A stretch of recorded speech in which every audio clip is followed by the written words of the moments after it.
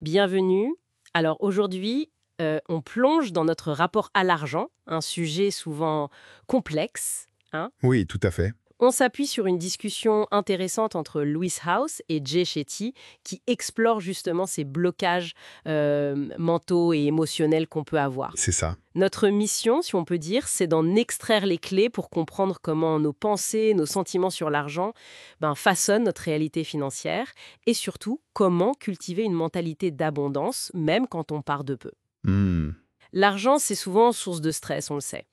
Et si la première étape vers plus d'aisance, c'était pas tant une question de chiffres, mais plutôt de mental, C'est exactement le point de départ, cette prise de conscience. C'est fondamental. Observer comment on réagit. Émotionnellement, oui, mais aussi physiquement. physiquement, C'est-à-dire, quand on reçoit de l'argent, quand on en dépense, ou même juste en regardant ses comptes, est-ce qu'on sent une tension, une respiration qui se bloque, ou au contraire une détente? ah oui, je vois. Notre système nerveux, il nous parle en fait. Et cette première réaction, même subtile, c'est une info hyper précieuse sur notre état intérieur face à l'argent. D'accord, donc on observe ces signaux, mais d'où ils viennent, ces réflexes? Les sources parlent beaucoup de nos expériences passées, de l'enfance, de ce qu'on a vu chez nos parents. Exactement. C'est ce qu'ils appellent notre histoire de l'argent. Notre histoire de l'argent. Oui, on a tous une histoire. Peut-être qu'on a grandi en se sentant moins bien que d'autres, ou avec l'idée tenace que l'argent, faut vraiment trimer pour en avoir. Ou pire, que richesse rime avec malhonnêteté. Et ça nous suit. Ça forge ce qu'on est aujourd'hui avec l'argent. Complètement. Cette histoire, elle façonne notre personnalité financière, si on veut. Jay Shetty raconte par exemple avoir cru enfant que les riches devaient forcément faire des choses un peu louches. Ah oui, Et ce genre de croyance, même inconsciente, ça devient une racine, et ça peut nous saboter en fait. On agit pour rester fidèle à cette croyance, même si elle nous empêche d'avancer. donc on peut se retrouver coincé dans le manque à cause de ces vieilles idées. Alors comment on fait pour changer ça? Surtout si justement on n'a pas beaucoup d'argent au départ. Là, les sources insistent sur un truc qui peut paraître étonnant. La générosité et la gratitude. Oui, et c'est là que ça devient vraiment puissant. Même sans un sou ou presque, adopter une posture active de générosité, ça change tout. Comment ça active? Donner de son temps, partager une compétence, une idée, offrir son aide concrètement. Et en même temps, cultiver la gratitude pour ce qu'on a déjà, même peu. Ça nous sort de la posture de victime, du « je n'ai rien ». On passe de je manque à comment je peux aider. C'est ça. On devient une ressource, pas juste un manque. C'est un changement d'état d'esprit radical. Kenanda, l'auteur japonais, parle de dire merci à l'argent qui entre et qui sort. C'est un symbole de respect, de fluidité. Cette idée d'énergie positive, la passion, la curiosité, la joie qu'on met dans ce qu'on fait, ça deviendrait alors une sorte de monnaie? En quelque sorte, oui. L'énergie qu'on dégage attire des opportunités. Les exemples donnés sont parlants. La serveuse super passionnée qui se voit proposer des jobs. Hum. Ou Jay Shetty lui-même, au début, qui utilisait juste sa curiosité pour aller interviewer des gens sans avoir encore de plateforme. Ou encore Drock, qui a offert ses services de montage vidéo à Gary Vee juste pour apporter de la valeur. C'est créer de la valeur avant d'attendre un retour financier direct. Exactement. Et ça nous amène à une autre idée clé.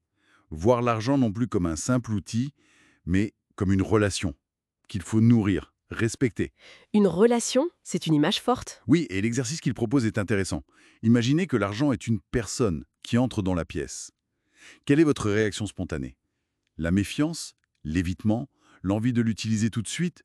Ou plutôt l'accueil, le respect, la gratitude? Ça change complètement la perspective, c'est vrai. Ça fait penser à des traditions comme Lakshmi dans l'hindouisme, où l'argent est vénéré, où ramasser une pièce trouvée par terre est un signe de respect. Tout à fait. C'est ce respect-là. Et attention, il faut bien distinguer une chose que Louis House souligne.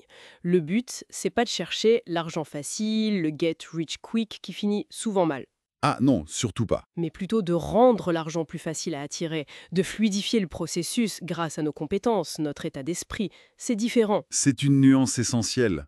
Les raccourcis, les promesses d'argent rapide, c'est souvent là qu'on se brûle les ailes. Le véritable investissement, le plus sûr, le plus durable, c'est celui qu'on fait en soi. Investir en soi. Oui. Développer ses compétences, travailler sur son courage, sa confiance, investir son temps, son énergie, et oui, parfois un peu d'argent si on peut, dans sa propre croissance. Ça crée une valeur qui ne disparaît pas. C'est pas un pari risqué. Cette confiance qu'on gagne en apprenant, en osant.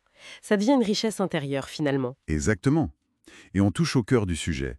La vraie richesse, celle qui amène la paix, la liberté, elle est peut-être moins liée au solde du compte en banque qu'à ce sentiment intérieur, d'abondance, de sécurité. C'est la différence entre le patrimoine net et la richesse intérieure. C'est ça. On peut avoir beaucoup d'argent et se sentir terriblement pauvre ou angoissé. Si le travail sur soi, sur cette fameuse relation à l'argent et à sa propre valeur n'est pas fait. L'argent ne suffit pas. L'histoire tragique évoquée dans la discussion d'une personne très riche qui met fin à ses jours le rappelle cruellement. L'argent ne résout pas tout, loin de là. Non? Donc, pour résumer un peu tout ça, la clé pour une relation plus saine, plus abondante avec l'argent, ce serait moins les stratégies financières externes et plus un travail intérieur. Oui. La conscience de soi, revisiter son histoire, pratiquer la générosité, la gratitude, le respect. En gros, tout ce dont on a parlé. C'est ça.